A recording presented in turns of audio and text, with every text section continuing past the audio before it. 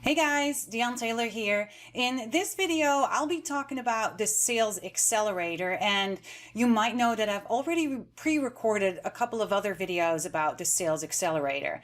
Now, this feature has to do with sequences. The feature is actually called adaptive sequences, and as you might already guess, we're getting some additional options when it comes to conditions for adaptive sequences. So go ahead, grab some popcorn, sit back, and enjoy this video.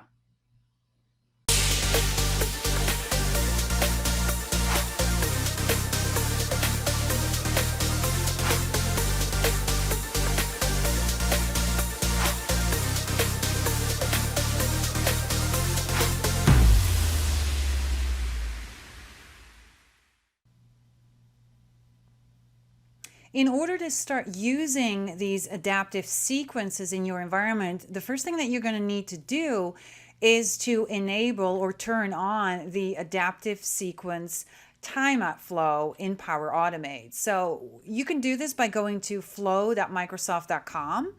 Obviously, you got to make sure you're in the correct environment. And then you're going to go to Solutions, and we're going to look for the sequence solution. So let me just type in here, sequence. You can see here there's only one.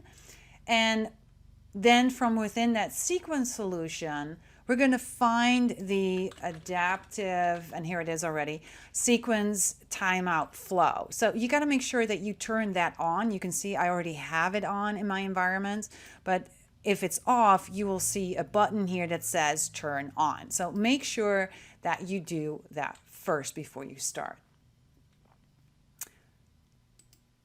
Now let's take a look at those sequences. So I'm going to go back here to Dynamics 365, my Sales Hub, and you're going to go to Sales Insight Settings.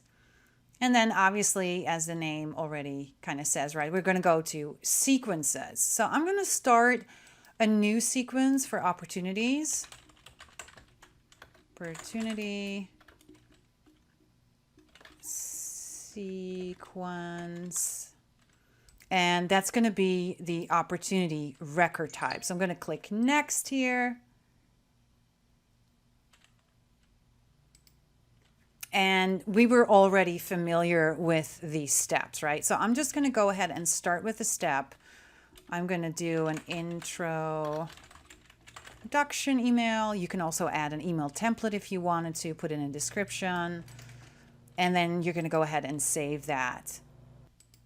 Now, I'm going to click here on plus again. I'm going to click on conditions. So what is new and part of those adaptive sequences are the other conditions that you see here. We have a field value condition and we have a business process stage condition. So let me first start with the field value. When you click on that, you can see here again, you have the advanced to yes path if, right? You can choose a field here. Let's say the budget amount is greater than $25,000, right? And then I can save that. And then we have our yes path. If that condition is met, it's going to go to yes. And if it's not met, it's going to go to no. But this is only one condition. So what if you wanted to add multiple conditions? So you can click here on advanced, and that will bring up this window where you can add multiple conditions. So let's also say I'm going to add a row. I'm going to say estimated revenue is greater than or equal to, I don't know, also $25,000, right? So you can add multiple conditions here. But you can see here that this is an and condition. So what if I want to do either the budget amount is greater than 25K or the estimated revenue? I can do that. I'm going to hit delete here and I'm going to do a group. So now I have the ability to make this an and or to make it an or. So I'm going to say again, estimated revenue,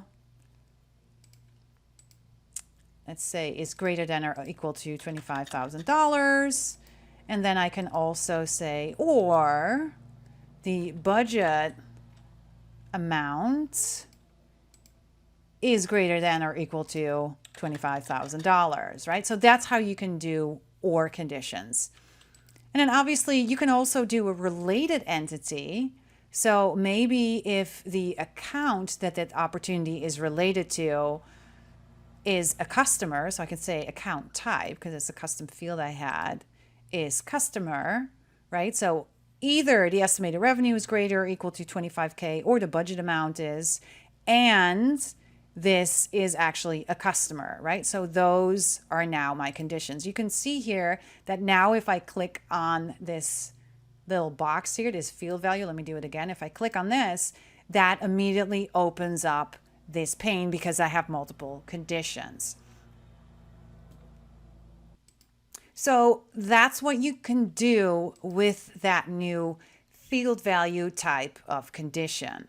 So let me just go ahead and delete that. Now, the other one that was there was, let me just do a wait time here. I'm going to say I'm going to wait 2 days, and then I'm going to see where I'm at in my sales process. So here you can see that I could also, besides field value, I can choose a business process stage from here as well. So let's click here on business process stage. And you can see here that what I can do now is I can actually select a business process flow, but I do want to warn you because some of these business process flows are not activated. So you're going to be able to pick also business process flows that are currently not active. So if I click here on my main sales process, now below, I can now select a stage from that business process flow. And you can see here, I have a lot of different stages on here because I have some branching going on in my business process flow. So let's just say, we're going to say develop. I'm going to save that. And now we can have, right, if we are in the develop stage, we can go here to the yes path. And if that's not the case at this point in time, then we're going to go to the no path.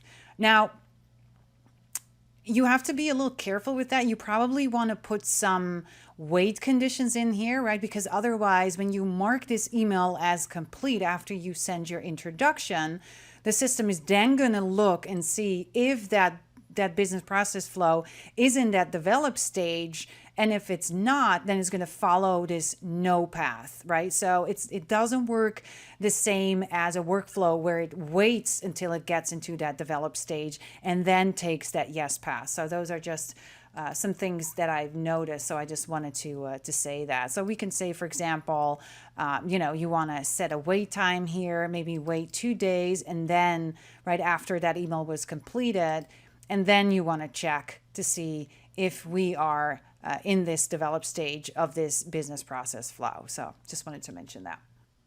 Now, one last thing I want to mention is the options section that you have on the top here that will allow you to disconnect records from a sequence when a customer replies to any of the emails in the sequence. So you have the ability to set up that type of behavior as well. I hope you enjoyed this video, and if you did, don't forget to hit that like button. Also, don't forget to subscribe so you'll never miss another video again. Take care, everybody.